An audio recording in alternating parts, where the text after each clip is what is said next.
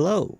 New episode of an actual proper review, not just playing through and reviewing. This is a full review for a game that I'm quite late to reviewing, but I don't care. I like the game. Oh wait, I guess that's a spoiler. Oh, whatever. This is for the Switch remake of Live Alive. I of course had no idea of this game till the Switch remake was announced, which was probably when almost everyone learned about it. It was originally a Japan exclusive for the Super Famicom, and it didn't sell too well, so it was lost to time. It took 28 years for them to decide, let's bring this to the West. Live Alive is a Squaresoft RPG where there are 7 different stories spanning different time periods, ranging from prehistoric to distant future.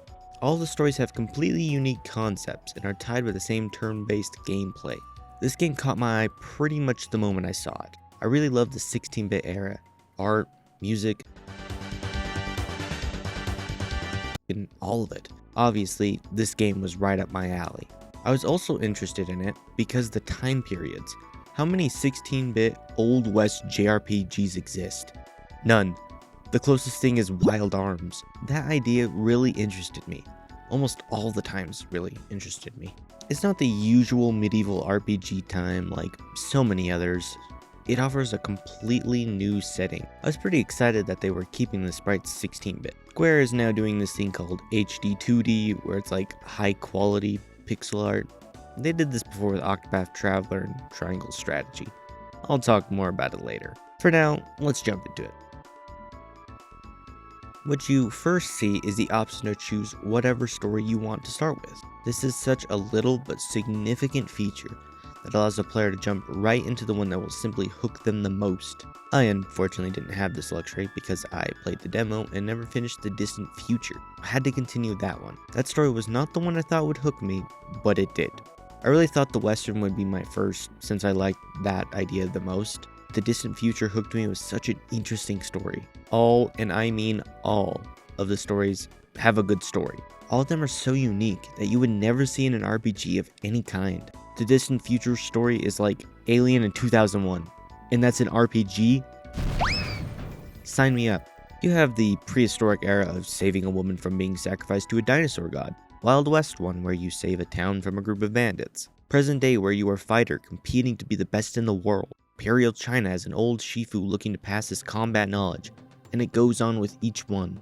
While none of the stories last more than 3 hours, all of them are so engaging that it's hard not to complete them each in one go. 3 hours is what I'd argue as a little short because all of the stories are so interesting. It sucks that they end so quickly. With the short time of each story, characters in the world get a little cut off. They can be a little rushed, kind of just straight to the point. What's there is great, it's just over so soon. I would have liked to see them get extended, even the weaker chapters. The stories are filled with interesting characters, powerful villains, perfect dialogue, decisions that actually affect the game, and even the story themselves have so much character. The character of each stories are present in the presentation and the art. The prehistoric story has no dialogue. The characters just point and grunt and vaguely reference some action. It's goofy, which is the whole story and tone of the chapter.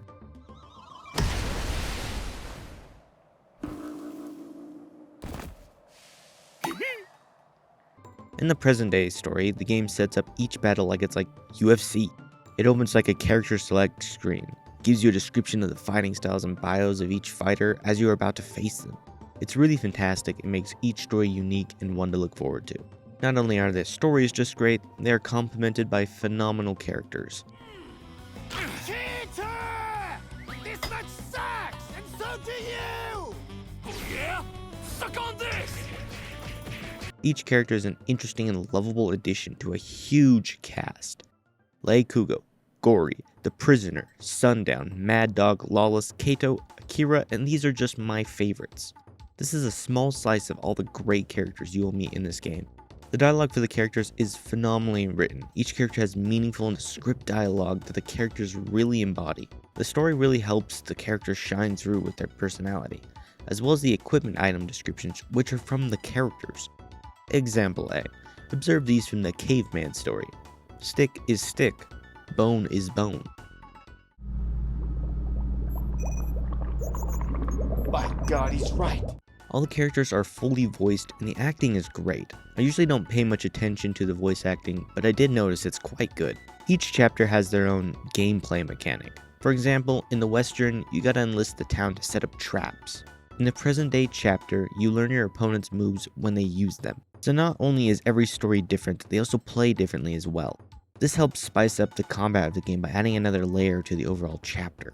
The turn-based gameplay is a joy to play, even though it's on the easier side. It is mixed up by having a huge amount of moves. Each and every move have their own effect they deal, whether it be a multi-hit, tiles, status, you name it. This allows you to play each scenario to your liking. Each of the moves look great and have their own animations. As the caveman, you have to face this Giga Chad caveman who has some crazy moves. The system is never really challenging the player. You don't ever really have to think about how to approach a fight. The grid you play on never varies, so there's no terrain advantage or disadvantage.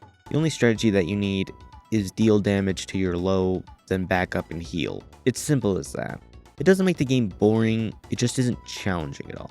It's great in all the other aspects besides difficulty and varying battlefields. Something you may have already noticed is that this is a pretty game. The visuals are stunning. This is some high quality goods. They have beautiful landscapes, detailed interiors, and caves.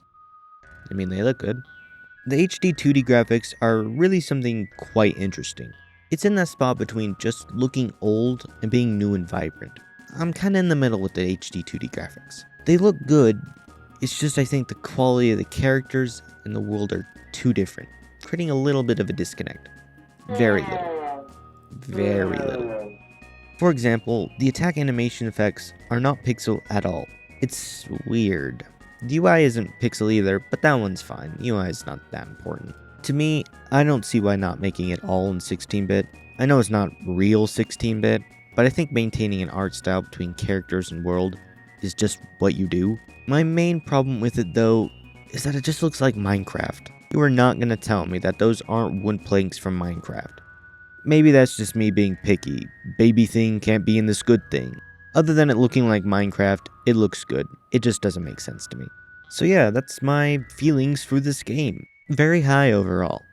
It's not perfect, but it's well worth the full price. There is so much good with this game and so little bad. It's in my opinion a must own for Switch owners. And in case you're wondering, are these stories connected? Is it just 7 random stories? The best answer is to figure it out for yourself and play them all. It's well worth it. If you have been observant enough with the trailers and promotional material, you may already know the answer.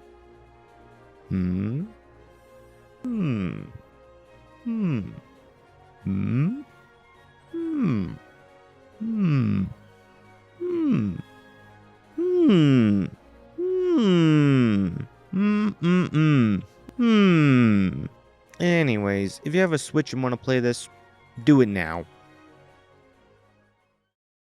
The video's over. Go do it. Now!